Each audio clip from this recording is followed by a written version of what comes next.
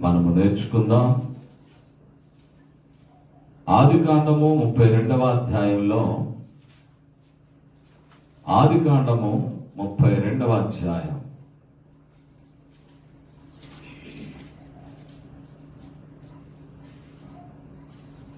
22వ వచనము నుంచి,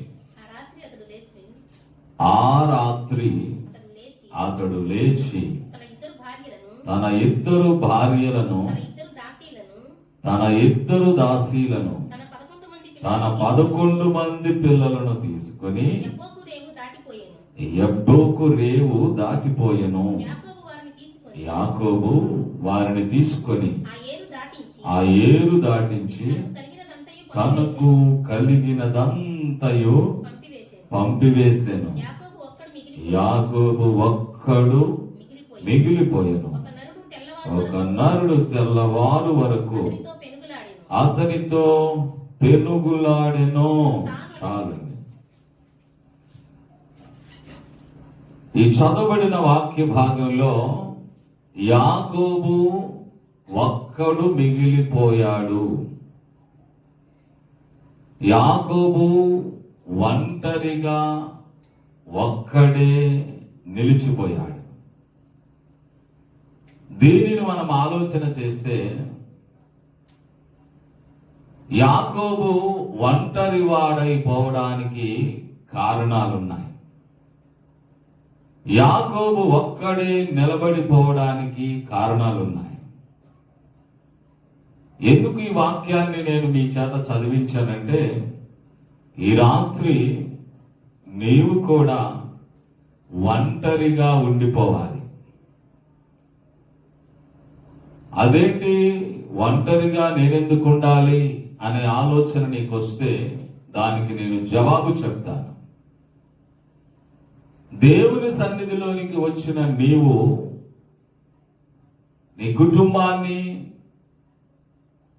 నీ పిల్లలను, నీ బంధువులను, నీ బలగాన్ని, నీ స్నేహితులను ఇక్కడ నువ్వు జ్ఞాపకం చేసుకోవడానికి కాదు. నువ్వు సమస్తాన్ని విడిచిపెట్టాలి. నీకేమున్నదో అది విడిచేయాలి. మనసులో నుంచి దాన్ని విడిచిపెట్టాలి. అందుకు నిదర్శనమే యాకోబు యొక్క ఈ సన్నివేశం. నేను 22వ వచనం చదవమన్నప్పుడు, ఆ రాత్రి అతడు లేచి తన ఇద్దరు భార్యలను, తన ఇద్దరు దాసీలను, తన 11 మంది పిల్లలను తీసుకొని యబ్బేకు రేవు దాటిపోయాడు. యాకోబు వారిని తీసుకొని ఆ ఏరు దాటించి తనకు కలిగినదంతా పంపించేశాడు. అదండి విషయం. యబ్బోకు రేవు దాటి వారికి కలిగినదంతా పంపించేశాడు. ఆస్తి గాని, పిల్లలు గాని, భార్య గాని, దాసి గాని, తనకున్నదంతా పంపించి ఒంటరిగా నిలిచి అతడు ఆ రాత్రి, చదవండి ఆ ఒక్క మాట, యాకోబు ఒక్కడు మిగిలిపోయెను. ఒక నరుడు తెల్లవారు వరకు అతనితో పెనుగులాడెను.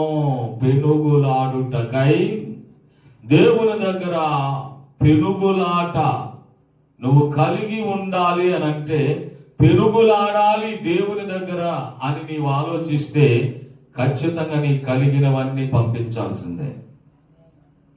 నీ మనసులో నుంచి బయటకు పంపించేసే వాటిని. నీ కుటుంబంలో ఉన్నటువంటి సమస్యలు మనసులో నుంచి బయటకు పంపించు. నీ ఇంట్లో పిల్లలు నీకు మాట వినటం లేదేమో, ఆ విషయం కొరకు ప్రార్థన చేయడానికి వచ్చావేమో, అది కూడా బయటకు పంపించు. తర్వాత చూద్దాం. నీ భర్త మార్పు రాలేదేమో, ఆ విషయాన్ని కూడా దేవుని దగ్గర ప్రార్థనలో జ్ఞాపకం చేసుకొని మార్పు కొరకు అడగాలని వచ్చామో, ఆ విషయం కూడా బయటకు పంపించేసేయి. తర్వాత చూద్దాం. ఏంటి భాష గారు, మరి ఏ విషయాలు పట్టించుకోవాలంటే మొదట నీ గురించి పట్టించుకో. Praise the Lord. నువ్వేంటి, నీ స్థితి ఏంటి? నువ్వు ప్రార్థన చేస్తే దేవుడు వింటాడంటావా? నువ్వు ప్రార్థన చేస్తే నీ కుటుంబాన్ని మారుస్తాడంటావా? నువ్వు ప్రార్థన చేస్తే నీకన్నీ సమకూడతాయంటావా? నీ ప్రార్థనలో అంత పవర్ ఉందంటావా? ఆలోచించమంటున్నాను. మొదటిగా నీవేంటి, నీ స్థితి ఏంటి ఒక్కసారి నువ్వు దేవుని దగ్గర పరీక్షించుకోవాలి. ఆ తర్వాత నీ భర్త మార్పు కొరకు ప్రార్థన చేయి, తప్పులేదు. ఆ తర్వాత నీ బిడ్డల క్షేమం కొరకు ప్రార్థన చేయి, తప్పులేదు. ఆ తర్వాత నీ కుటుంబంలో అవసరాల కొరకు ప్రార్థన చేయి, తప్పులేదు. మొదట నిన్ను నీవు పరీక్షించుకునే రాత్రే ఈ అద్భుతమైన రాత్రే. ఎందుకు యాకోబు ఒక్కడు మిగిలిపోయాడు అని అంటే, అసలు నేను దేవునికి ఇష్టమైన వాడినో కాదో తెలుసుకోవాలి. అసలు దేవుడు నన్ను ఇష్టపడుతున్నాడో లేదో నేను తెలుసుకోవాలి. దేవునికి నేను అంగీకారం అవుతానో కాదో మొదట నా గురించి నేను తెలుసుకోవాలి. ఉండొచ్చు, 2 భార్యలు ఉన్నారు, దాసీలు ఉన్నారు, పిల్లలు ఉన్నారు, 11 మంది పిల్లలు, ఆస్తిపాస్తులు బోల్డెన్ ఆస్తిపాస్తులు ఉన్నాయి. అవన్నీ తర్వాత సంగతి. ముందు అసలు నేనేంటి, నా స్థితి ఏంటి, నా స్థాయి ఏమిటి, దేవుని దగ్గర ఉన్నటువంటి నా పొజిషన్ ఏంటి, దేవునితో ముచ్చటించాలి, దేవుని దగ్గర పెరుగులాడాలి. దేవునికి మహిమ కలుగుగాక. అందరూ చెప్పాలి హల్లెలూయా. చూడండి, యాకోబు ఒక్కడే మిగిలిపోయాడు ఆ రాత్రి. తనకు భార్యలు 2 ఉన్నారు, దాసీలు 2 ఉన్నారు, 11 మంది పిల్లలు ఉన్నారు, ఇంకా పశువులు, మందలు, ఆస్తి ఎన్నో ఉన్నాయి. వాటన్నిటినీ పంపించేశాడు. ఈ రాత్రి నీవు కూడా నీ మనసులో నుంచి వాటన్నిటినీ పంపించకపోతే నీ స్థితి ఏందో దేవుని దగ్గర నువ్వు అర్థం చేసుకోవడం కష్టం. నీ గురించి నీవు తెలుసుకోవాలి. నీ స్థానం ఏందో దేవుని దగ్గర నువ్వు గ్రహించాలంటే వీటన్నిటిని పెట్టుకొని ఉంటే కుదరదు. వీటన్నిటి వల్ల నీ స్థితి, నీ స్థానం ఒకవేళ మనుషులు లెక్క పెట్టుకోవడానికి సరిపోతుందేమో కానీ, అబ్బా బాగా సంపాదించాడండి, మంచి కుటుంబ వ్యవస్థ కలిగిన వాడండి, మంచి పొదుపు కలిగిన వాడండి, మంచి సంపాదన కలిగిన వాడండి అనే పేరు సంపాదించుకుంటావేమో. ఆ పేరు కొరకు జనం దగ్గర మెప్పులు గొప్పలు తెచ్చుకుంటావేమో గాని దేవుని దగ్గర అవన్నీ లెక్కకో రావు. దేవుని దగ్గర నీ స్థితి తెలియాలి అని అంటే ముందు వాటన్నిటిని పక్కన పడేసాయి. యాకోబు యబ్బేకు రేవు దగ్గర, ఏమండి, యాకోబు యబ్బోకు రేవు దగ్గర పెనుగులాడాడు. ఈ మాట కొరకు పెనుగులాట. దేవునితో, ఒక నరునితో యాకోబు పెనుగులాట. నరుని రూపంలో ఆ దేవాది దేవుడు యాకోబు దగ్గరకు వచ్చి పెనుగులాడుతూ ఉన్నప్పుడు ఆ యాకోబు ఒక్కడే మిగిలి పెనుగులాడాలనుకున్నాడు. ఎందుకు ఒక్కడు ఉండిపోవాలనుకున్నాడు? నేను చెప్తున్నాను కదా, యాకోబులోకి మొదట తనేంటి, తన స్థితి ఏంటో తెలుసుకోవాలని ఆలోచన వచ్చింది. రెండవది, తన స్థితిని బట్టి గొప్పగా ఊహించుకున్నాడు, కానీ తనకున్న స్థితి తనను కాపాడలేదు అని తెలుసుకున్నాడు.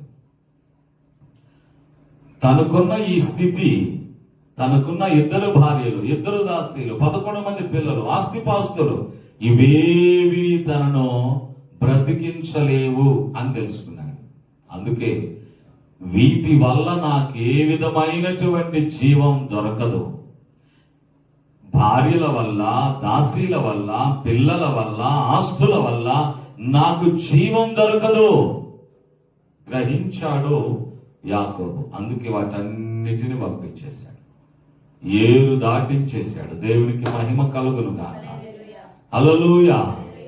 నీవు కూడా ఈ విషయాన్ని గ్రహించకపోతే వాటితోనే అంటి పెట్టుకుని ఉంటాం. లేకపోతే ఎలాగండి, బ్రతుకు తెరువు కష్టమైపోద్ది అని దానితోనే అంటి పెట్టుకుంటాం. ఆస్తి లేకపోతే ఎలా బ్రతుకుతామండి? ఆస్తి ఉంటేనే కదా తిండి తిప్పలైనా మనకు దొరికేది. ఆస్తి ఉంటేనే కదా కాస్తంత విశ్రాంతి పొందడానికి నీడ దొరికేది. ఆస్తి ఉంటేనే కదా మన చుట్టూ నలుగురు, మన స్నేహితులు మనతో పాటు నడిచొచ్చేది, మనతో పాటు జీవించేది. ఆస్తియే లేకపోతే, అంతస్తులే లేకపోతే, ఐశ్వర్యమే లేకపోతే ఎవరుంటారు? ఎవరిని ఆదుకుంటాం? మనమెక్కడుంటాం? నువ్వు భౌతికంగా కనబడే వాటిని చూస్తున్నావు. ఒకప్పుడు యాకోబు కూడా అలానే చూశాడు. కానీ ఇప్పుడు ఎందుకో అవన్నిటిని పంపించేస్తున్నాడు. ఎందుకని? ఇవేవి నాకు జీవాన్ని ఇవ్వలేవో. క్రొత్త నిబంధన గ్రంథంలో ఒక యవనస్తుడు యేసు ప్రభు వారి దగ్గరకు పరిగెత్తుకుంటూ వచ్చాడు. మార్కు సువార్తలో ఉంటాడు అతను. మార్కు సువార్తలో ఒక యవనస్తుడు ప్రభు వారి దగ్గరకు పరిగెత్తుకుంటూ వచ్చాడు. ఆ విషయాన్ని ఒక్కసారి మనం కూడా వెళ్ళి 10వ అధ్యాయంలో చూద్దాం. అతడు కోరిన కోరిక ఏంటో 10వ అధ్యాయం 17వ వచనం మార్కు సువార్త. ఆయన బయలుదేరి మార్గమున పోవచ్చుండగా ఒకడు పరిగెత్తుకొని వచ్చి ఆయన ఎదుట మోకాల్లో సద్బోధకుడా అదుగండి నిత్య జీవము వారసుని కావాలి. నిత్య జీవం ఉంది కదా, దానికి నేను వారసుని కావాలంటే నేనేమి చెయ్యాలి అని అడిగాడండి. ఏం చెయ్యాలి? యాకోబు నిత్య జీవం కావాలి. ఏం చేశాడు యాకోబు? అన్నిటిని పంపించేశాడు. భార్యలు అక్కర్లేదు. పోయేటప్పుడు భార్యలు వస్తారు ఎవరన్నా, నువ్వు లేక నేను అంటయ్యా ఏడిసింది పాపం మీద పడి అబ్బాయి నువ్వు లేకపోతే నా బతికేంటయ్యా మీద పడి ఏడిసింది. సరే నా ఒకటి పాస్టర్ గారు నుండి సర్లే నువ్వు ఆయన లేకుండా నువ్వు ఎందుకులేమ్మా, నువ్వు కూడా కొండపని పడి అందరు కలిసి 4 మట్టిపేటలు వేస్తామంటే ఉంటది అందులో. మరి లేకుండా ఉండలేను అన్నది. సరే అందులోనే వెళ్ళిపోమ్మా, ఆయనతో పాటు వెళ్ళిపోమ్మా అని అంటే ఆ గుంటలోకి వెళ్తానికి ఇష్టపడుద్దా? ఏదో మా ఆర్డర్స్ కన్నాను కానీ ఆయన లేక నేనా లేక పిల్లలు ఏమైపోవాలి, ఇల్లు ఏమైపోవాలి, ఆస్తి ఏమైపోవాలి, ఏంటి నీతి కథలు చెప్తారు కదండి. ప్రైజ్ ద లార్డ్, హల్లెలూయా. యాకోబు గ్రహించాడు ఏమని? నాకు జీవం కావాలి, నిత్య జీవం నాకు కావాలంటే భార్య బిడ్డలు ఆస్తి పాస్తులు నాకు నిత్య జీవాన్ని ఇవ్వలేవో. యవనస్తుడు అదే అడిగాడు. నిత్య జీవం కావాలంటే ఏం చేయాలంటే యేసు ప్రభు వారు చివరికి ఆజ్ఞలన్నీ పాటించు అని చెప్పిన తర్వాత ఇవన్నీ పాటిస్తున్నాను కదా ప్రభువా అని అతడు జవాబిచ్చిన తర్వాత అతను ప్రేమించి అన్నాడు, ఒక్కటి ఉంది ఇంకా కొదవ, ఇక నీకు నిత్య జీవం వచ్చేసినట్టే, ఆ కొదవలు తీసేస్తే అన్నాడు. ఏంటా కొదవ? విచిత్రంగా అడిగాడు. ఏం లేదు, నీ ఆస్తి అమ్మేసాయి, బ్యాంకులో వేసుకోమల్లా అమ్మి పేదవారు ఉంటారు వెళ్ళి వాళ్ళకి ఇచ్చేసాయి. అప్పుడు నువ్వు వచ్చి నన్ను వెంబడించు అనగానే అతడు ఆస్తిని వదులుకోవడం అనేసరికి మొక్కం చిన్నబోయి వెనక్కి వెళ్ళిపోయాడు. యేసు ప్రభు వారి కొరకు ఆ ప్రశ్న నీ దాకొస్తే నువ్వు నిలబడతావో లేదో నాకు తెలియదు, కానీ నీ దాకా రావాలని నేను కోరుకోవట్లా. అందరినీ ఆ ప్రశ్న వేయడు. ఒకవేళ వస్తే యాకోబులా ఉండాలి. మనం ఏం చేశాడు యాకోబు? ఏం చేశాడు? ఆస్తి, పిల్లలు, భార్య, దాసీలు వీళ్ళందరినీ ఏరు దాటి పంపించేశాడు. పోటీ అసలు నేను నాకు అవసరం లేదు, బతికితే బతుకుతాను, ఇక్కడ చస్తే చస్తాను, మీరొద్దు, ఆస్తి వద్దు, దాసీలు వద్దు, పిల్లలు వద్దు అనగలరా మీరు? అవసరమైతే ప్రార్థన వద్దు, మాకేమొద్దు, ప్రార్థన వద్దు. ఎందుకని? ఇప్పుడే మా ఆయన మాంసం తెచ్చాడు. ఒకరోజు నీ మాంసాన్ని తింటారు. ఎవరో తెలుసా? సమాధిలో పురుగు రాజులు. సమాధుల్లో కొంతమంది రాజులు ఉంటారు, పురుగులు. 3వ రోజుకే నేనున్నానంటూ బయటకు వస్తారు సమాధిలో. చక్కగా నీ మాంసాన్ని హాయిగా ఆరగిస్తారు. ఇప్పుడు నువ్వు మాంసం కోసం ప్రార్థన కొడితే, చాలా మంది మాంసం కోసం ప్రార్థన కొట్టే వాళ్ళు ఉన్నారు. ఆ టయానికి తెచ్చాడు అయ్యగారు. ఏ టయానికి? వింటున్నారా? ఏ టయానికి తెచ్చారు? ఏ టైం అది? ప్రార్థన ప్రారంభించే టయానికి తెచ్చాడు. నాకు సైతాన్ నెత్తి మీద కూర్చుంటుంది అయ్యగారని సైతాన్ మీద నెడతారు. ఈ సైతాన్ బయలుదేరితే కదా మందిరానికి. నేను ఇంకా రాలేదే, ప్రార్థన పోదాం అనుకుంటే ఆయన చూస్తా ఉంటుంది. ఆయనతో ఎందుకు ఏమిటి? ఆయన వద్ద ఖచ్చితంగా క్యారీ బ్యాగ్ తీసుకొని వస్తాడు. అగా యాడికి అంటాడు. నేను అదే అనుకున్నాను, నువ్వు వస్తావు ఏదో తెస్తావు అనుకుంటున్నావున్నా అంటే చేసావు. నీ హృదయంలో ఏది ఉందో అదే జరుగుద్ది. నాకెందుకండి, నువ్వేం తెస్తే నాకెందుకు? ప్రార్థనకు వెళ్తున్నా. మనందరికీ దేవుడే ముఖ్యం. మన కుటుంబం క్షేమంగా ఉండాలి. మన పిల్లలు మన మాట వినాలి. మన అదుపులో ఉండాలి. మన ఆస్తిపాస్తులు మనం కాపాడుకోవాలి. మన ఆరోగ్యాన్ని మనం కాపాడుకోవాలి. మన కుటుంబ గౌరవాన్ని మనం కాపాడుకోవాలి. మన భక్తి జీవితాన్ని మనం కాపాడుకోవాలంటే ఇదిగో నేను ఖచ్చితంగా ప్రార్థనకి వెళ్ళాలి. ఆ మాట అని బయలుదేరు. అడ్డుకుంటాడని చూద్దాం. ఖచ్చితంగా ఆ మాట అని బయలుదేరండి. మన కుటుంబ గౌరవం, మన ఆస్తిపాస్తులు, మన ఆరోగ్యం అన్ని క్షేమంగా ఉండాలంటే నేను వెళ్ళి ప్రార్థన చేయాలి. దేవుని సన్నిధిలో గడపాలి.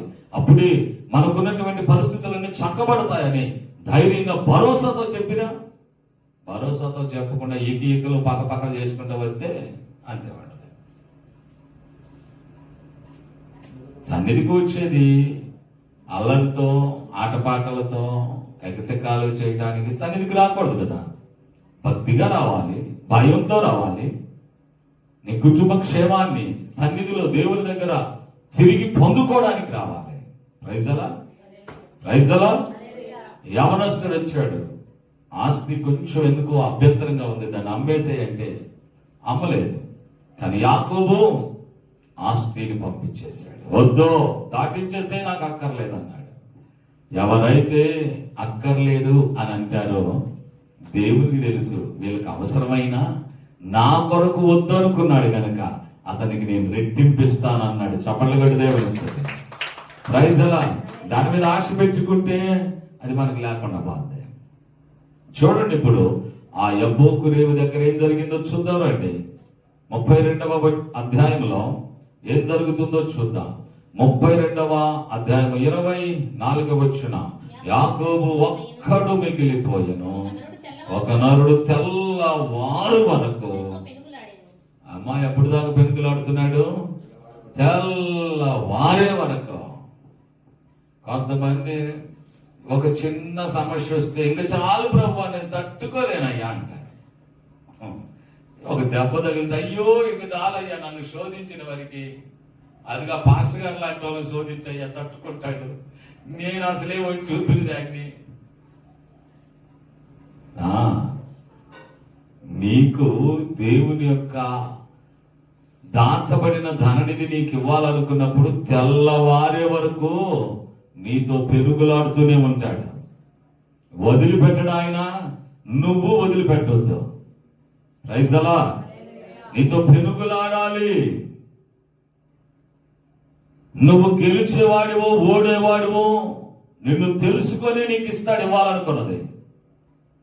యాకోబు పెనుగులాడుతున్నప్పుడు ఏం జరిగిందో 25వ వచనంలోనికి వెళ్దాం. తాను అతనిని గెలవకుండుట చూసి తొడగూటి మీద అతనిని కొట్టెను. అప్పుడు అతడు ఆయనతో పెనుగులాడుట వలన యాకోబు తొడ గూడు వసిలెను. జారిపోయింది గూడు. కొట్టిన కొట్టుడికి గోడ జారిపోయింది. తొడగూడు కుట్టోడైపోయాడు. అయినా వదలలే. చిన్న దెబ్బ తగిలితే ఇందే సంగతి పాస్టర్ గారు ముళ్ళు పుచ్చుకుంది. బాగా తీపి చేసింది. చలికాలం కదా, అబ్బో ధనారం పుడుతుంది, అందుకే రాలేకపోయాను. ఆడికి వచ్చి ఆపసాపాలు ఎందుకు లేని. నిజమా? దేవునికి మహిమ కలుగును గాక. హల్లెలూయా. యాకోబు తొడగూడు వసిలేటట్టుగా ఆ దూత చేత దెబ్బలు తిన్నా ఆ కాలు కుంటుకుంటూనైనా పట్టు వదలలేదే. పట్టిన పట్టు వదలడు. యాకోబు దేవుని దూతతో పోరాడుతున్నాడు. ఎప్పటి వరకు? తెల్లవారే వరకు పెరుగులాడుతూనే ఉన్నాడు. ఆ దేవదూత లేదా దూత ఆ నరుడు అంటాడు, వీడిని నేను గెలిచేటట్లేనే అనే డౌట్ వచ్చింది ఆయనకి. నిన్ను చూస్తే నువ్వు వదిలేటట్లేవే అనే డౌట్ రావాలి. సైకి రావాలి. నీ ప్రార్థనను బట్టి, నీ పోరాటాన్ని బట్టి, నీ భక్తిని బట్టి ఆయన కనిపించాలి. ఇచ్చేదాకా వదిలేటట్టు లేడే అనే ఆలోచన రావాలి ఆయనకి. కొంతమంది అలానే చేస్తా ఉంటారు. ఇచ్చేదాకా ఇల్లు కదలరు. నువ్వు ఇస్తావా చస్తావా ఇంటి ముందే నిలబెడతారు. వాళ్ళు మాట్లాడుకుంటే అక్కడే నిలబెడతారు. నీకు అసలు డబ్బులు ఇంట్లో లేవు, అయినా ఆయన వాట్ల వచ్చి నిలబడ్డాడు ఇంటి ముందే. లేవయ్యా, ఇల్లంతా వెతుక్కో, చిల్లుగా లేదు నాకు. ఆయన నువ్వు నిజంగానే చెప్తున్నా నీకు లేదు, కానీ ఆయన వాట్ల ఇంటి ముందే ఉన్నాడు. నీకు అనిపించింది చివరకు ఇచ్చేదాకా వీడు పోయేటట్లేడని. అప్పుడు ఒకసారి నీ ఫోన్ ఇటీ అని ఆయన ఫోన్ తీసుకొని మీ తమ్ముడికో, మీ అక్కకో, మీ చెల్లెలకి, అమ్మాయి ఆ కేరు పని తీసినమ్మా అర్జెంటుగా, ఈ కాబోలు మనిషి ఇంటిని వదిలిపెట్టి పోయేటట్టు లేడని నీ తెప్పల్లో పడి ఎవరికొకరికి ఫోన్ చేసి పిలిపించి ఆ డబ్బులు తీసుకుని ఇస్తే గాని అడగడు. అలాగా నీ కనిపించే, అలాగ దేవుడు కనిపించాలి నిన్ను చూసి. ఇచ్చేదాకా వదిలేటట్టు లేడే, ఆమె కోరుకున్న కోరిక తీర్చేదాకా ఈమె పట్టు వదిలేటట్టు లేదే అనిపించాలి ఆయనకి. ఏం లేదంటే పొమ్మంటే పోతారా, రేపురా అంటే తలకా ఉంచుకొని పోతాడు. అలాగుండకూడదు. నీవు ప్రార్థన చేస్తే, పెరుగులాట ప్రారంభిస్తే, ఆ దేవుని దగ్గర నుంచి జవాబు పొందే వరకు ఏం చేయాలి? నువ్వు వదలకూడదు. కాలిరిగినా ఆ అబ్బాయి వదల, నీకేమి ఇరిగినా వదలొద్దు. ఆయన భాష కాలిరిగింది. ఈ రోజు కూడా ఇశ్రాయేలు ప్రజలు ఈ తుంటి నరాన్ని తినరు, తెలుసా మీకు? ఈ రోజు కూడా తినరు. ఎందుకని? ఆ యాకోబును దేవుడు ఆడే కొట్టాడు. దేవుడు కొట్టిన, దేవుడు తాకిన ఆ తుంటి నరాన్ని మేము తినం. ఈ రోజుకి బ్రతికినంత కాలం కుంటుతూ బ్రతకడానికి ఇష్టపడ్డాడు, కానీ పట్టిన పట్టు విడిచిపెట్టడానికి మాత్రం ఇష్టపడలేదు. మనం కూడా దేవునికి అనిపించాలి. ఆయన కనిపించింది. ఏమని అనిపించింది? చదవండి. ఏమని అనిపించింది? 25వ వచనం. తాను అతన్ని గెలవకుండుట చూసి తొడగూటి మీద అతన్ని కొట్టెను. అప్పుడు ఆయనతో పెనుగులాడుట వలన యాకోబు తొడగూడు వసలెను.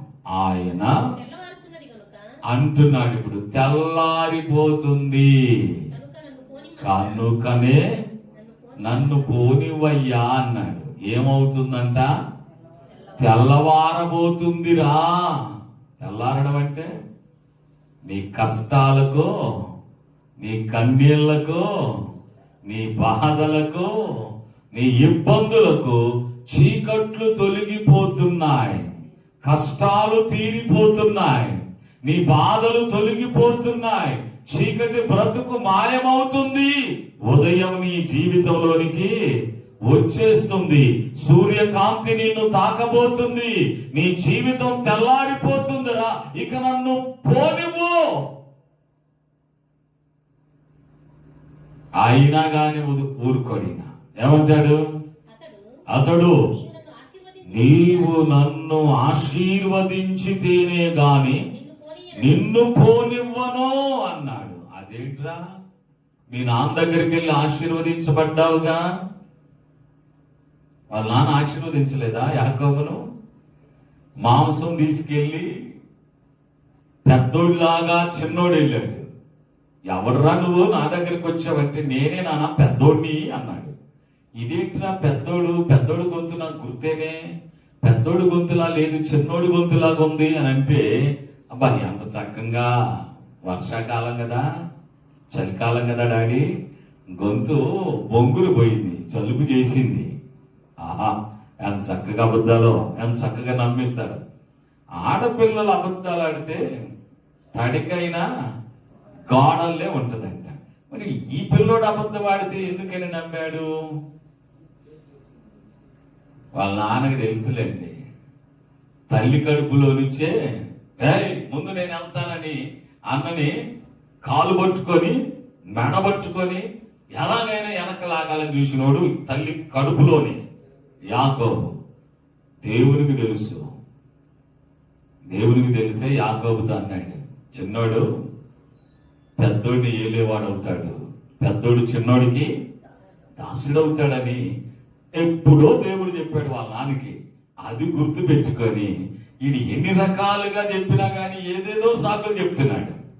మరి నాకాడే మాయ చేస్తావురా, నాకే మస్కా కొడతావురని అనుకుంటున్నాడు. సరే, మా పెద్దోడికి ఒంటి నిండా రోమాలు ఉంటాయి, మరి నీకున్నాయా చూసుకోడాడి కావాలంటే.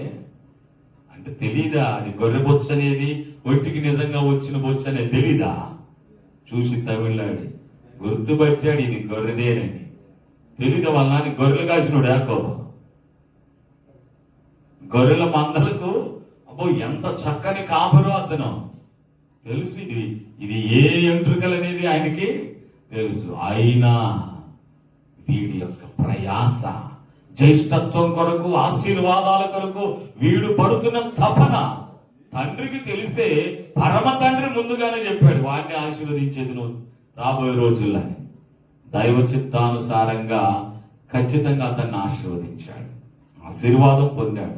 పొందినా గాని ఇప్పుడు ఎందుకో డౌట్, నీవు నన్ను ఆశీర్వదించితేనే గాని నిన్ను పోనీయను. నీ నాన్న ఆశీర్వదించాడు రా, ఇక నా ఆశీర్వాదంతో నీకేం పని? ఆ ఆశీర్వాదం పేరు మార్చుకొని వచ్చిన ఆశీర్వాదం. అది ఏం మారిస్తే వచ్చింది? పేరు మారిస్తే, స్వరం మారిస్తే, రూపం మారిస్తే వచ్చిన ఆశీర్వాదం. ఆ ఆశీర్వాదం అంతా పెద్దోడి పేరు మీదగానే ఉంది నా మీద. పెద్దోడనే ఆశీర్వదించింది ఆయన. మనిషి చిన్నోడైనా కానీ ఏ పేరు మీద ఆశీర్వదించబడ్డాడు? పెద్దోడి పేరు మీదే, ఏశావు పేరు మీదే. నేను ఏశావునంటేనే ఆశీర్వదించాడు. నీ రూపం చూద్దాం రారా, ఒంటిని తవిడినీరా అని అంటే ఆ రూపాన్ని తవిడినప్పుడు ఏమని ఆశీర్వదించుంటాడు? ఏశావనే గుర్తుపెట్టు కదా, ఏశావనే ఊహతోనే కదా. సరే, ఇన్నర్గా ఏదన్నా ఉండని.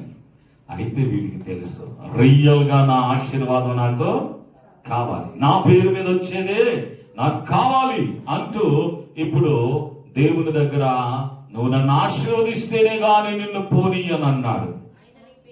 అందుకు అడుగుతున్నాడు ఇప్పుడు ఆయన, ఆశీర్వదిస్తాను గాని నీ పేరేమిటి అని అడగగా అతడు ఈ పేరు మీద రావాలి ఆశీర్వాదాలు. ఏ పేరు మీద రావాలి? ఇప్పుడు యాకోబు పేరు మీదే రావాలి. మరి అక్కడ ఎలా, ఏ పేరు చెప్పాడు? ఆ ఆశీర్వాదం అందవుద్ది అసలు. అందుకే యాకోబు అని చెప్పాడు. ఆ యాకోబు అనే పేరు మీద దేవుడు ఆశీర్వదించడం ఎందుకో తనకు నచ్చలేదు. అందుకని ఏం చేశాడో చూడండి. అప్పుడు ఆయన నీవు దేవునితోనూ మనుషులతోనూ పోరాడి గెలిచితివి గనుక ఇక మీదట నీ పేరు ఇశ్రాయేలే గాని యాకోబు అనబడదని చెప్పాడు. అప్పుడు యాకోబు, మరి నా పేరు అడిగావే, నీ పేరేంటి అని అడుగుతున్నాడు. చెప్పాడట, అది మీకెందుకు పేరుతో, నీకు కావాల్సిందేంటి? ఆశీర్వాదం. నీ ఆశీర్వాదం నీకు ఇచ్చేస్తున్నాను, నీ పేరు మీద రావాల్సిన దీవెన నీకు పంపించేస్తున్నాను, నీ పేరు మీద ఉండవలసిన బ్లెస్సింగ్స్ అన్ని నేను విడుదల చేశాను, నా పేరుతో నీకెందుకో? జవాబు కూడా చెప్పలేదు. నీ పేరేంటి అని అడిగాడు యాకోబు. అంటే పేరు తెలియకుండానే దేవునితో పోరాడా? పేరు తెలియకుండానే నరుడితో పోరాడా? వేరండి, ఇక్కడ ఒక చిన్న సీక్రెట్ ఉంది. వచ్చి పోరాడి పెరుగులాడుతున్న వ్యక్తి నరుడు. ఒక మనిషిలాగా యాకోబుతో పోరాడుతున్నాడు. యాకోబు మనిషి అని పోరాటం చేస్తున్నాడు, కానీ యాకోబు కూడా తెలుసు ఇతడు మనిషి కాదు దేవుడు అని. Praise the Lord. యాకోబు కూడా తెలుసు. అయినా అడుగుదామని, నీ పేరేందో చెప్పు, నేను అప్పుడు పేరు మార్చుకొని రూపం మార్చుకొని ఏసం మార్చుకొని మా నాన్న దగ్గరికి పోయినట్టు నువ్వు కూడా ఇప్పుడు నీ రూపం మార్చుకొని నీ ఏసం మార్చుకొని నువ్వు మనిషిలాగా నా దగ్గరికి వచ్చావు. వాస్తవా కదా? రైతులా దేవుడుగా వస్తే చూడగలుగుతాడు యాకోబు? ఇప్పుడు దేవుడు కూడా రూపం మార్చుకొని దేవుడు కూడా ఒక నరుడుగా మారి యాకోబు దగ్గరికి వచ్చి యాకోబుతో పెరుగులాడాడు. సరే దూత అనుకో నీ భాష ప్రకారం. ఆ దూత కూడా నరుడిలాగా మారి, దూత అంటే ఆత్మరూపి. దూత కనబడే కళ్ళకు, బాహ్య నేత్రాలకు వారు కనబడరు. ఆంతర్య నేత్రాలు, మనోనేత్రాలు వెలిగించబడిన వారికి కనబడతారు. ఇప్పుడు ఆ దూత శరీరాన్ని దాల్చుకొని ఒక మనిషిలాగా మార్పు చేసుకొని రూపాన్ని మార్చుకొని వచ్చి పోరాటం చేసింది యాకోబుతో. అందుకే ఈయన కూడా అడుగుతాడు, నీ పేరు చెప్తావా అని. ప్రైజ్ ది లార్డ్, హల్లెలూయా. సరే, దేవుడు తన పేరు చెప్పలేదు, తనేమీ మాట్లాడలేదు. ఇప్పుడు చూడండి, యాకోబు ఆ ప్లేస్ కి ఒక పేరు పెట్టాడు. ఆయన ఎక్కడైతే పెనుగులాడాడో, దేవునితో ఎక్కడైతే పెనుగులాడాడో ఆ ప్లేస్ కి, ఆ స్థలానికి ఒక పేరు పెట్టాడు. 30వ వచనం, యాకోబు నేను ముఖాముఖిగా దేవుణ్ణి చూసి తిని ఆయనను నా ప్రాణము దక్కింది. అది చూడండి, ముఖాముఖిగా చూస్తే బ్రతకగలరు అసలు? ఆ మాట బైబిల్లో మీకు నేను చూపిస్తాను. క్రొత్త నిబంధన గ్రంథంలో ఒకసారి క్రొత్త నిబంధన గ్రంథం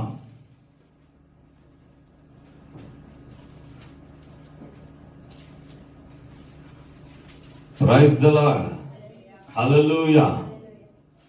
ఒక చిన్న వాక్యమే క్రొత్త నిబంధన గ్రంథంలో ఉంది. వెళ్దాం రండి. నా పేరే తెలియని ప్రజలు ఎందరు ఉన్నారు, నా ప్రేమను వారికి ప్రకటింప కొందరి ఉన్నారు. హల్లెలూయా. తిమోతి పత్రిక, మొదటి పత్రిక 6వ అధ్యాయము 16వ వచనం చూద్దాం. సమీపింపరాని తేజస్సులో ఆయన మాత్రమే వసించుచు అమరత్వము గలవాడై ఉన్నాడు. మనుష్యులలో ఎవడును ఆయనను చూడలేదు, ఎవడు చూడనేరడు.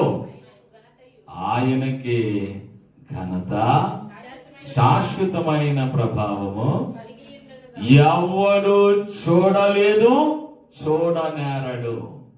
అంత తేజస్సు ఆయనది, అంత మహిమ ఆయనది, అంత కోటాను కోట్ల సూర్య తేజస్సును మించిన మహిమ ఆయన సొంతమై ఉంది. అందుచేత ఆయన ఎవ్వడు చూడలేదు, ఎవడు కూడా చూడనేరడు. మరి ఇప్పుడు యాకోబు ఏమంటాడు? ఒక మనిషిలాగా మారటాన నేను చూడగలిగాను. ఆయన రూపాన్ని, ఆయన మహిమను తగ్గించుకొని నా దగ్గరకు ఒక నరుడిలాగా వచ్చి నాతో మాట్లాడాడు. ముఖాముఖిగా నేను ఆయన్ను చూడగలిగాను. అయినా నేను బ్రతికున్నాను, చాలా సంతోషం అన్నాడు. రియల్ గా అయితే చూడగలడా? దేవుడు తన మహిమను తగ్గించుకొని ఆయన రూపాన్ని ఒక మానవ రూపంగా మార్చుకొని ఒక మనిషిలాగా, ఒక నరులాగా వచ్చి యాకోబుతో పోరాటం చేశాడు. వాస్తవంగా యాకోబును కొడితే దేవుడు యాకోబు ఉండగలడు అసలు? ఒక మనిషిలాగా మారి మనిషిలాగా యాకోబుతో మాట్లాడి పోరాటం చేశాడు గనక యాకోబు గట్టిగా పట్టుకోగలిగాడు. అప్పుడు అంటాడు, నేను దేవుణ్ణి ముఖాముఖిగా చూసి తిని అయినను నా ప్రాణము దక్కినది అనుకొని ఆ స్థలానికి పెనుయేలు, పెనుగులాడిన ప్లేస్ పేరేంటి? పెనుయేలు. అదొక ప్రదేశం, అదొక ప్రాంతం. అది పెనుగులాడి అందరికీ ఫేమస్ అయిపోయింది. యాకోబు పెనుగులాడుట వలన ఆ ప్లేస్ కి పెనూయేలు అని పేరు పెట్టారు. పెనూయేలు అంటే దేవుని ముఖం, దేవుని సముఖం. పెనూయేలు అంటే ఆ మాటకు అర్థం దేవుని సన్నిధి లేదా దేవుని ముఖం, దేవుని సముఖం అంటారు. అంటే దేవుణ్ణి అక్కడ ఆయన ముఖాముఖిగా చూశాడు, పెనుగులాడాడు దేవునితో. అందుచేతనే పెనూయేలు. ఏల్ అంటే దేవుడు, ఏల్ అంటే దేవుడు. అందుకే ఇమ్మానుయేల్, గాబ్రియేల్, మికాయేల్, రఫాయేల్, సమూయేల్, లెమూయేల్ ఉండాలి. ఇవన్నీ ఏల్ ఏంటయ్యా? అందుకలే నువ్వు నేను గుర్తుపెట్టుకున్నా. మరి ఏల్ అని పిలిపించుకోకుండా డానీ డానీ అని ఎందుకు పిలిపించుకున్నా? ఈ రోజు నుంచి డానీ ఏల్, దేవుడికి తోడయ్యుండదు కాక. ఈయల్ కాదు, డానియేల్ అంటే డానీకి దేవుడు ఆయన. దేవుడికి మహిమ కలుగును కాక. Praise the Lord. ఇంకాస్త గట్టిగా చెప్పండి హల్లెలూయా. పెనుగులాడుట వలన దేవుని ముఖాన్ని చూసి ఇంకా నేను బ్రతికున్నాను గనక ఇది దేవుని ముఖము అనే అర్థం ఇవ్వడానికి పెనూయేల్ అని పేరు పెట్టడం జరిగింది. ఇప్పుడు దేవునితో పోరాడేటప్పుడు అతని యొక్క పోరాట విధానం హోషియా గ్రంథంలో ఉందండి. ఈ పోరాటం చేస్తున్న విధానం అంతా ప్రవక్త అయిన హోషియా ఇలాగా మన ముందుకు తీసుకొచ్చాడు. అతడు ఎలా పోరాడాడు అనేది జాగ్రత్తగా మన కళ్ళకు కట్టినట్టుగా చూపిస్తున్నాడు. 12వ అధ్యాయము, హోషియా గ్రంథం 12వ అధ్యాయము 3వ వచనం. తల్లి గర్భమందు యాకోబు తన సహోదరుని మడిమనే పట్టుకున్నాడు. ఎప్పుడు? అప్పటి నుంచే దిగినయ్యింది. తల్లి గర్భమందు యాకోబు తన సహోదరుని మడిమను పట్టుకున్నాడు. మగసిరి గలవాడై అతడు దేవునితో పోరాడాడు. ఇందాక నరుడు అన్నావే, మరి ఎవరితో పోరాడాడు ఆయన? దేవునితో పోరాడు. కామ్రేడ్స్ ఏమంటారు తెలుసా? పోరాడితే పోయేది ఏముంది, బానిస సంఖ్యలు తప్ప అన్నారు. పోరాటం చేస్తే ఏం పోద్దంట?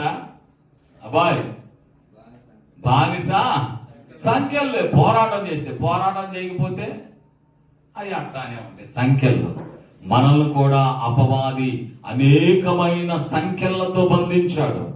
కొంతమందికి త్రాగుడనే బంధకాలు, కొంతమందికి దొంగతనం, కొంతమందికి నరహత్య, కొంతమందికి అబద్ధం, కొంతమందికి వ్యభిచారం, కొంతమందికి మోసం. ఈ సంఖ్యల్లో, రకరకాల సంఖ్యల్లో అపవాది మనల్ని బంధించాడు. అయితే పోరాడితే ఏం పోతాయి తెలుసా? ఈ సంఖ్యలు పోతాయి. Praise the Lord. మనల్ని అపవాది బంధించిన సంఖ్యల నుంచి మనం విడిపించబడతాం. అతడు దేవునితో పోరాడి, అతడు మగసిరి గలవాడై దేవునితో పోరాడాడు. అతడు దూతతో పోరాడి జయము పొందాడు, గెలిచాడు. అతడు కన్నీరు విడిచి అతన్ని బ్రతిమలాడాడు.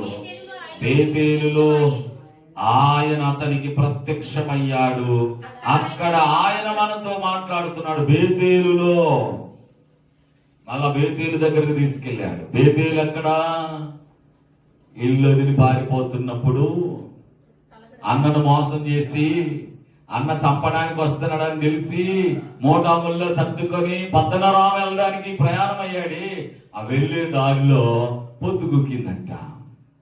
ఆ పొద్దుగుకినప్పుడు నిద్రాభారం వచ్చేసింది. నడిచి నడిచి నడిచి ఒళ్ళంతా అలసిపోయి బాగా పొద్దుపోతున్నసరికి నిద్ర ఎక్కువయింది.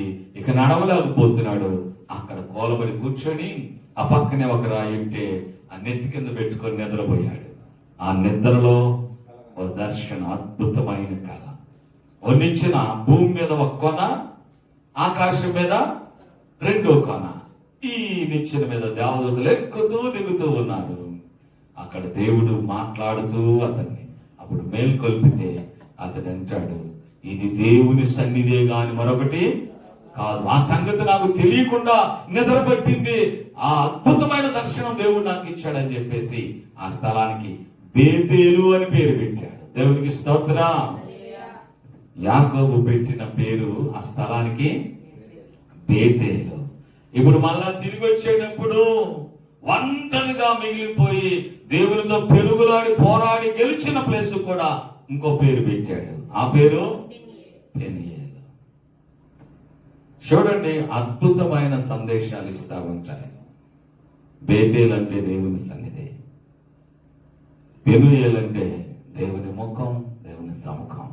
ప్రజలా యాకోబు కన్నీరు విడిచి బ్రతిమలాడి గెలిచాడంట. కొంతమంది పోట్లాడి గెలవాలని చూస్తారు. పోట్లాడటం అంటే ఇంకదే, కన్నీరు విడవటం. పోరాటం అంటే ఏం పోరాటం? మీరు పండుగ వస్తుంది కదా, నాకు ఆ డబ్బులు లేవు, నేను ఇప్పుడు ఏం తేలేను అన్నాడు అనుకో మీ ఆయన, ఇక గార్చండి కన్నీరు. తెలీదా మీకు ఈ సీక్రెట్? ఆయన తెచ్చేదాకా కళ్ళమ్మటి నీళ్ళు ఆపకుండా చూడండి. ఈ కాళ్ళు నేనే ఆడపడేదని శుభ్రంగా తెచ్చి నీ మొఖం ముందు పెడితే అప్పుడు కన్నీళ్ళు తీసుకుంటాం. అమ్మయ్య, ఎలా గెలుస్తాం? కన్నీరు బ్రతిమలాడు, దేవుణ్ణి బ్రతిమలాడు. ఈ రాత్రి ఒక్కదానివే ఉండి దేవుణ్ణి బ్రతిమలాడు, కన్నీరు కార్చు, పెనుగులాడు, దేవునితో పోరాడు, జయం నీదే. రైజలా, దేవుని బిడ్డవైతే నీకు ఓటమి ఉండదు. యాకోబు గెలవంగలేంది, నీవెందుకు గెలవు? యాకోబు దేవుడు నీ దేవుడు కాదా? అబ్రహాము దేవుడు యాకోబుకు దేవుడు అయినప్పుడు అదే అబ్రహాము దేవుడు నీకెందుకు కాడు దేవుడు? విశ్వాసులకు తండ్రి అబ్రహాము, నువ్వు కూడా విశ్వాసమే కదా, నీకెందుకు ఆయన దేవుడు కాడు? పోరాడు ఆయనతో. నీ సమస్య కొరకు పోరాటం చెయ్యి. నీ స్థితి ఏమిటో పోరాటం, నీ స్థితి ఏమిటో, నీ పరిస్థితి ఏమిటో, నీ భక్తి ఏమిటో, నీ భవిష్యత్తు ఏమిటో దేవుని దగ్గర పోరాడి గెలుపొందు. గెలుపు నీదే. తప్పకుండా దేవుడు నువ్వు గెలిచావని చెప్తాడు. ఆయన అదే ఎదురు చూస్తున్నాడు, గెలిచే వాళ్ళ కొరకు ఎదురు చూస్తున్నాడు. నేను జయించి, ప్రకటన గ్రంథం 2:21 అనుకుంటా, ప్రకటన గ్రంథం 3 లేదా 2:21 చూడండి. ప్రకటన గ్రంథంలో 3:21, నేను జయించి నా తండ్రితో కూడా ఆయన సింహాసనంలో కూర్చుండి ఉన్న ప్రకారం. ఆయన జయించాడంట, తండ్రితో పాటు సింహాసనంలో కూర్చున్నాడట. ఆయన జయించడమే కాదు, ఇప్పుడు ఏమంటున్నాడు తెలుసా? జయించే వారిని నాతో కూడా నా సింహాసనమునందు. జయించేవారు కావాలి ఆయనకి. ఎవరు కావాలి? ఓడిపోయే వాళ్ళు కాదు, జారిపోయే వాళ్ళు కాదు, పడిపోయే వాళ్ళు కాదు, పక్కకు తిరిగిపోయే వాళ్ళు కాదు, వెనక్కి తిరిగి చూసేవాళ్ళు కాదు. జయించేవాడు. పోరాడు, జయం నీదే. పెనుగులాడు, జయము నీదే. కన్నీరు విడువు, జయం నీదే. బ్రతిమలాడు దేవుణ్ణి, విజయం నీ సొంతమైపోతుంది. ఏమి రాకుండా నా సంగతి ఆయనకి తెలియదండి. దేవుడికి అన్ని దేవుడి మీద పెట్టేస్తాం. నీ సంగతి దేవుడికి తెలుసు, అందుకే అంటాడు అడుగు నేను ఇస్తానన్నాడు. నా సంగతి తెలిసినోడు అడగకుండా వచ్చుగా. నువ్వు అడగటం అలవాటు చేసుకో. కొన్ని నువ్వు అడగవు, నీ అక్కరేంటో ఆయనకు తెలుసుద్ది. అవి అడగక మునిపే అక్కర్లు ఎరిగిన దేవుడు ఖచ్చితంగా అక్కర్లన్నీ తీరుస్తాడు. దేవునికి మహిమ కలుగును గాక. కాబట్టి మనము పోరాటం చేసి యాకోబులాగా విజయాన్ని పొందుదుముగాక. పెనుగులాటలో ఎన్ని శ్రమలు వచ్చినా, ఎన్ని కష్టములు వచ్చినా, తొడగూడు యాకోబుకు వసిలిపోయినా, ఇరిగిపోయినా, తుంటినరం తెగిపోయినా, ఇంక ఏదో అనుకోండి, యాకోబు పట్టు వదలలేదు. నువ్వు కూడా ఈ పోరాటంలో, ఈ పెనుగులాటలో నీకు ఎన్ని కష్టాలు ఎదురైనా, ఎంత నష్టం ఎదురవుతున్నా, ఎన్ని శ్రమలు ఎదురవుతున్నా, ఎంత ఆర్థికంగా చితికిపోతున్నా, ఎంత బలహీనమైపోతున్నా, పోరాటంలో నువ్వు వెనుకకు తిరగొద్దు, తగ్గొద్దు. పోరాటంలో విజయం వచ్చేంత వరకు, అదే అంటాడు, తెల్లవారే వరకు, నీ కష్టాలు తెల్లారే వరకు తెల్లారిపోవాలి. ఐసలా విజయం నీ సొంతమయ్యేంత వరకు పోరాడి విజయం పొందుకొందుముగాక. దయచేసి తలల వంచండి, చిన్న ప్రార్థన చేద్దాం. పరిశుద్ధుడైన మా తండ్రి, ప్రేమ స్వరూపి, నీకు వందనాలు స్తోత్రాలు చెల్లిస్తున్నాం. ఆ రాత్రి యాకోబు ఒక్కడే నిలిచిపోయి దేవునితో పోరాడి పెనుగులాడి ఏ రీతిగా విజయం వచ్చేంత వరకు పట్టు వదలకుండా బ్రతిమలాడి కన్నీరు విడిచాడు. ఆ దిశగా ఇక్కడున్న వారు కొద్ది మందే కావచ్చు, వారందరికీ వారి అవసరాలు, ఏ సమస్యలు, ఏ ఇబ్బందులు, ఏ కష్టము, ఏ బలహీనత